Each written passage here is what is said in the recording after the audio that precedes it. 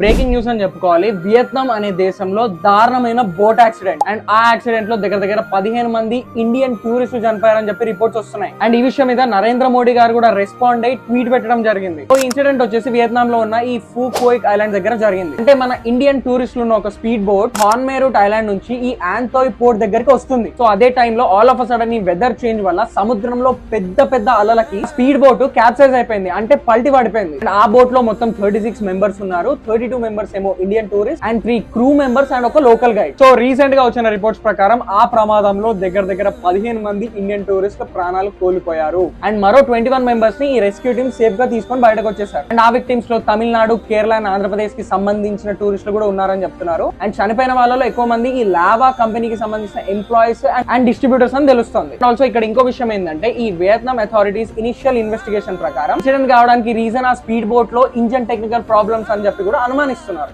అదొకసారి పక్కన పెట్టేస్తే ప్రమాదం జరిగిన వెంటనే మన భారత్ వాళ్ళు రెస్పాండ్ అయ్యి రంగంలోకి దిగడం జరిగింది. అండ్ నరేంద్ర మోడీ గారి డైరెక్షన్స్ తో ఈ వియత్నాం లో ఉన్న Indian embassy emergency help desk ని స్టార్ట్ చేసింది. And also Telangana, Andhra Pradesh and Tamil Nadu governments కూడా ఈ చనిపోయిన విక్టిమ్ ఫ్యామిలీస్ తో టచ్ లో ఉంటూ బాడీస్ ని ఎంత తొందరగా అయితే అంత తొందరగా ఇండియాకి తెచ్చే విధంగా హెల్ప్ చేస్తున్నారని చెప్పి కూడా రిపోర్ట్స్ వస్తున్నాయి. This is what happened all of a sudden. అసలు ఈ వెదర్ డిస్టర్బెన్సెస్ ఏంటో, అసలు ఎట్లా చనిపోతున్నారో, ఎందుకు చనిపోతున్నారో ఏం అర్థం కావట్లేదు. దీని నుంచి మీరేమనుకుంటున్నారో కామెంట్ లో చెప్పండి. Until then, stay tuned, stay safe and Jai Hind.